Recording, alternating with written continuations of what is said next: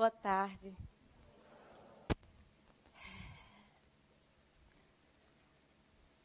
Eu era muito pequena, muito criança, quando meu pai e minha mãe perceberam que eu tinha uma habilidade e a coordenação para dançar.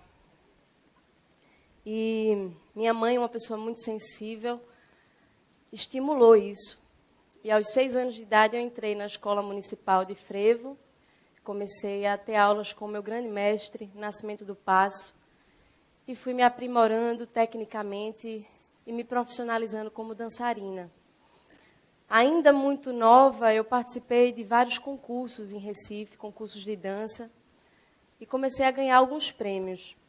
Eu ganhei o concurso de Passo do Recife, Rainha Mirim do Carnaval, aí fui tricampeã do Festival de Dança de Joinville, que era o maior da América Latina na época. E comecei a dar entrevistas, aparecer nos jornais, divulgar em programas de rede nacional a dança do frevo. Viajei recebendo convites para trabalhar nas feiras internacionais de turismo no exterior, e aí fui para vários países pelo mundo dançando. Então, desde criança, eu tinha que lidar com a sensação de ser diferente das outras crianças da minha idade. Enquanto os meus amigos estavam estudando para a prova, estavam brincando, se divertindo, eu ficava barganhando com os professores as minhas faltas, porque eu viajava, porque eu ia treinar, porque eu ia participar de festivais. E essa sensação de ser diferente também, ela se exaltava ainda na escola de frevo, porque era uma escola frequentada principalmente por crianças e jovens muito carentes. Então, eu era uma menina de classe média, branquinha, filha de médica, de engenheiro, num ambiente de pessoas muito carentes. Então, eu realmente tinha a sensação de ser diferente. Eu tive privilégio e sorte de ter estrutura afetiva e material para desenvolver minhas habilidades. Só que eu não tinha consciência de que eu tinha sorte e privilégio. Eu achava que o que me diferenciava das pessoas era porque eu era especial. Eu escutava isso de muitos adultos, né? Eles diziam, nossa, você é uma menina prodígio, você nasceu com a estrelinha no seu peito, nasceu para brilhar. E eu absorvia aquelas mensagens e começava a achar que tudo dava certo na minha vida porque eu era especial. E, contraditoriamente, tinha um sentimento de ser diferente, eu também tinha que lidar com um tipo de solidão e de isolamento, porque eu não me sentia comum.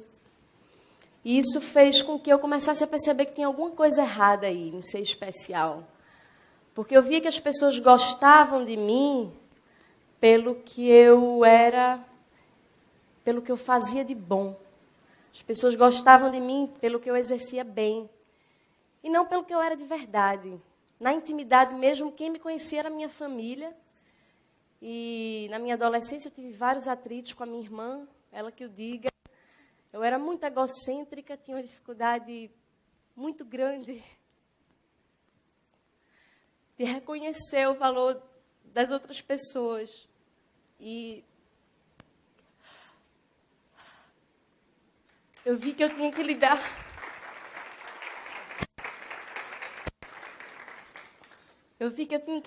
com duas flairas. Aquela que o mundo elogiava, que as pessoas aplaudiam, que estava no palco desde pequena. E aquela que era frágil, insegura, cheia de vaidades. E aí, a vida como é, aos 14 anos eu machuquei meu joelho e fiquei impossibilitada de dançar por uns dias. 5 anos depois, aos 19, eu machuquei novamente meu joelho e aí eu fiquei impossibilitada de dançar por um tempo maior. Fiquei quase 1 ano afastada da dança. E foi um período muito difícil, de muita dor, porque eu estava tendo que abrir mão de tudo aquilo que eu tinha conquistado como pertencimento, como dançarina, né? Então, por 1 ano, eu não tinha esse recurso.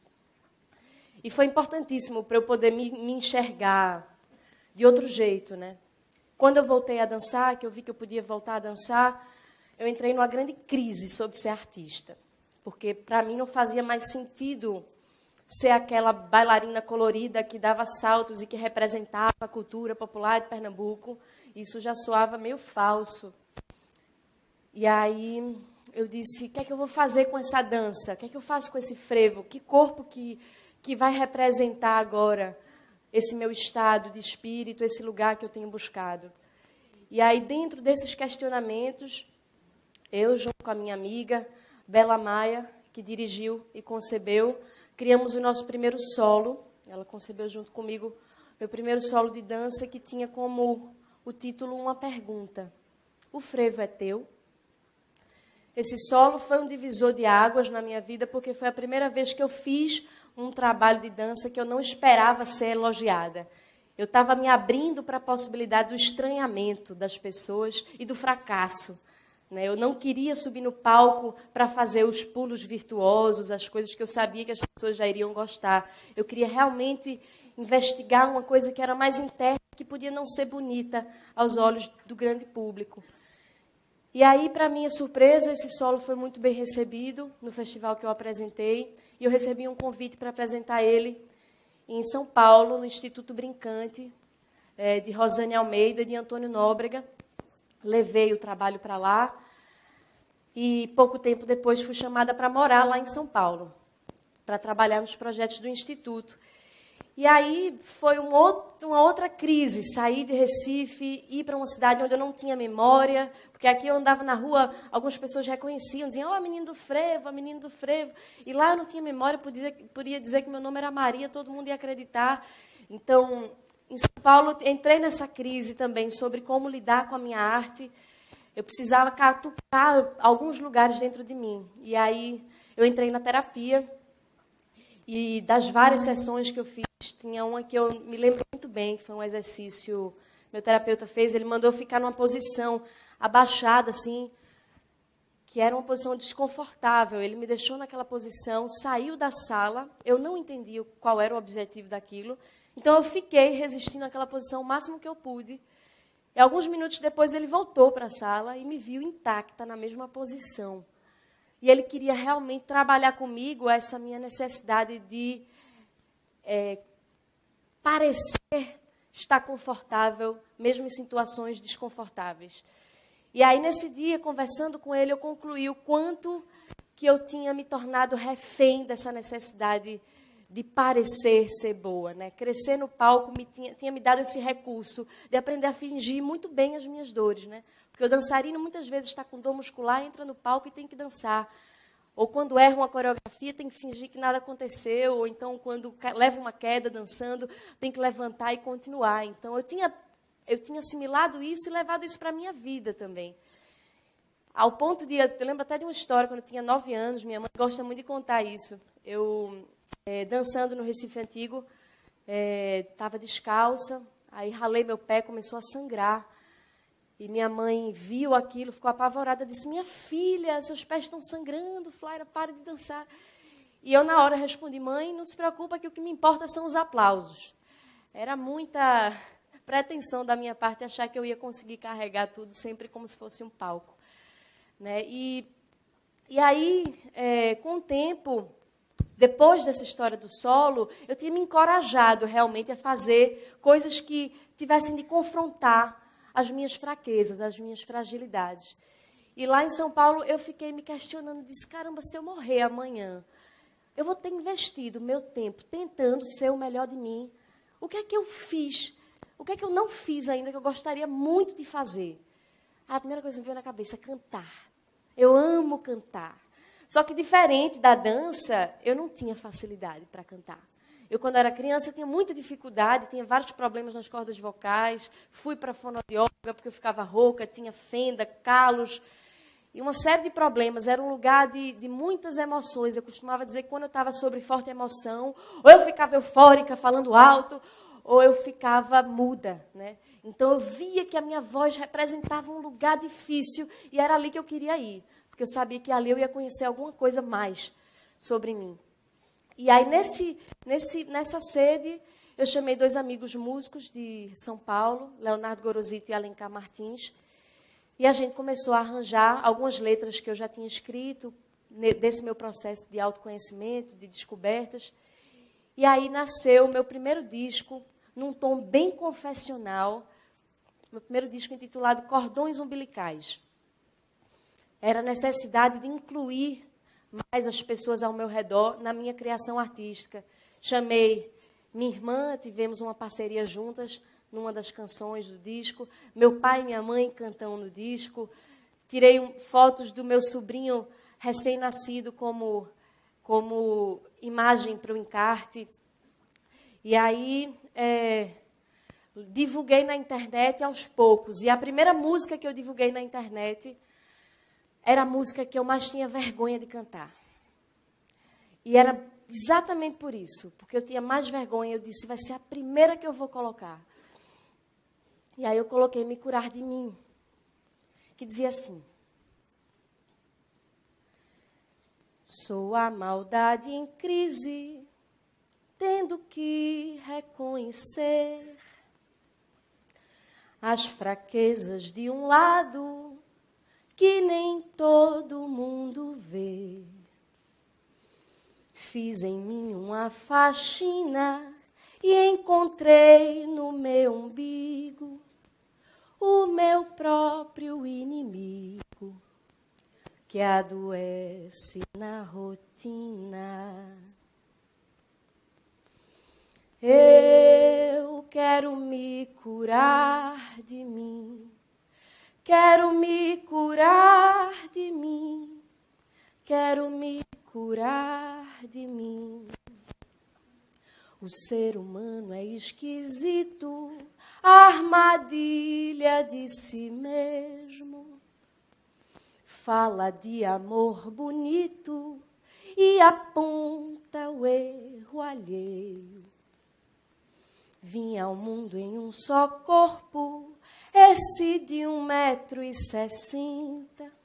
Devo a ele estar atenta. Não posso mudar o outro. Eu quero me curar de mim, quero me curar de mim, quero me curar de mim. Vou pequena e pianinho fazer minhas orações. Eu me rendo da vaidade que destrói as relações. Para me encher do que importa, preciso me esvaziar, minhas feras encarar, me reconhecer hipócrita. Sou má, sou mentirosa, vaidosa e invejosa. Sou mesquinha, grão de areia, boba e preconceituosa. Sou carente, amostrada, dou sorrisos, sou corrupta, malandra, fofoqueira, moralista, interesseira. E dói, dói, dói me expor assim. Dói, dói, dói despir-se assim. Mas se eu não tiver coragem para enfrentar os meus defeitos, de que forma, de que jeito eu vou me curar de mim? Se é que essa cura há de existir, não sei, só sei que a busco em mim, só sei que a busco. Me curar de mim.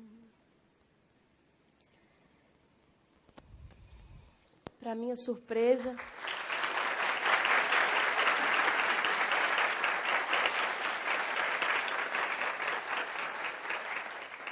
obrigada. Para minha surpresa, eu comecei a receber mensagens de pessoas de diferentes religiões por todo o país, agradecendo pela música, e um pastor evangélico entrou em contato comigo perguntando se podia usar essa música numa pregação na igreja. Eu achei super curioso e disse, claro. Depois descobri que tinha um grupo que trabalhava com o líder humanitário Sri Prembaba, em São Paulo, que estavam usando essa música nos retiros de meditação. Descobri que tinha um grupo em Minas Gerais que também estava usando essa música nos retiros através do ayahuasca. E aí também grupos de artistas no Ceará, no interior de São Paulo, e gente de todo o país me mandando mensagens agradecendo pela música. Isso foi muito arrebatador para mim, porque eu vi que através da arte eu estava acessando as pessoas num lugar um pouco mais profundo do que eu já tinha vivido até então. E isso passou a fazer muito mais sentido para mim enquanto artista. A motivação agora não era mais ser aplaudida, nem o deslumbramento e a ilusão que o palco traz, mas sim a conexão, de fato, com a minha verdade, que automaticamente vai ressoando com a verdade das outras pessoas que buscam uma escuta verdadeira. E nesse processo, que ainda é muito novo para mim, eu tirei algumas conclusões, e uma delas é de que eu encontrei na minha fragilidade a minha força. Descobri que a tristeza e as dores, elas podem ser otimizadas porque elas são verdadeiros antídotos para a hipocrisia. Descobri que querer mudar é viver constantemente num exercício de humildade, porque a gente vive num mundo que se estimula a competição, o individualismo, a vaidade, né? Então, querer mudar é ir contra isso diariamente e contra as nossas próprias sombras, né? E percebi que ter consciência das nossas sombras é ter liberdade de escolha para conduzir os pensamentos, para conduzir as relações ao nosso redor. Hoje, para mim, faz muito mais sentido pensar numa arte que tenha um caminho altruísta, inclusivo, e que é a ideia daquela frase, sozinho a gente vai mais rápido, em grupo a gente vai mais longe. E é esse longe que hoje me interessa enquanto artista. E acredito que, através da arte, a gente pode, sim, convidar mais pessoas a repensarem como que tem conduzido as suas escolhas até aqui, para a gente se despir, de fato, de todas as máscaras que a vida vai colocando e que a gente vai absorvendo, e se conectar, de fato, com o que a gente é de verdade. Eu quero me curar de mim, quero me curar de mim, quero me curar de mim. Obrigada.